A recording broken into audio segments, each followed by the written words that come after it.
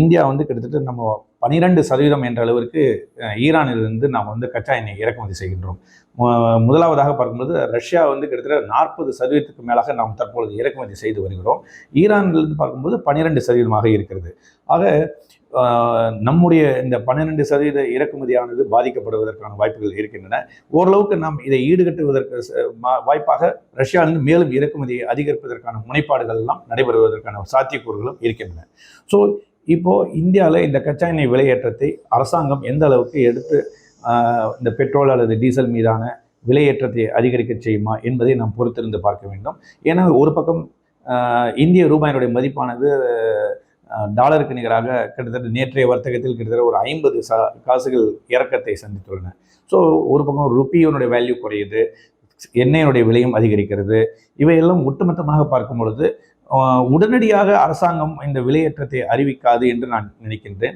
ஏனென்றால் நம்ம குறையும் பொழுது நம்முடைய அரசாங்கமானது இங்கே குறைப்பு நடவடிக்கைகளில் ஈடுபடவில்லை. அதே போல இப்பொழுது விலை ஏற்றம் ஆகும்போது அந்த ஏற்கனவே அவர்கள் சேமித்து வைத்த அந்த அந்நிய செலாவணி கையிருப்பிலிருந்து ஓரளவிற்கு இந்த கச்சாயினுடைய விலையேற்றத்தில் அதை அதற்கு ஒரு மாற்றத்தை அதில் காம்பன்சேஷன் செய்வதற்கான ஒரு வழிகோலாக அது வைத்திருக்கலாம் என்று நான் நினைக்கின்றேன். ஸோ உடனடியாக மாறுவதற்கான சாத்தியக்கூறுகள் குறைவாகத்தான் இருக்கின்றன. ஸோ இப்படிப்பட்ட நிலையில் பார்க்கும் பொழுது ஈரான் மற்றும் இஸ்ரேலான தாக்குதல்கள் ஓரளவுக்கு குறுகிய காலத்தில் தான் நீடிக்கும் என்று நினைக்கின்றேன். ஏனென்றால் வருகின்ற ஜூன் 21 ஒரு எண்ணெய் நாடுகளுடைய ஒரு கூட்டம் இருக்கிறது. ஸோ இந்த கூட்டத்தில் இந்த நியூக்ளியர் வெப்பன்ஸினுடைய எந்த அளவுக்கு கண்ட்ரோலாக இருக்க வேண்டும் என்கின்ற ஒரு மாநாட்டில் ஈரானை வழிக்கு கொண்டுவதற்காக இத்தகைய ஒரு போரானது ஏற்பட்டுள்ளதாக கருதப்படுகிறது.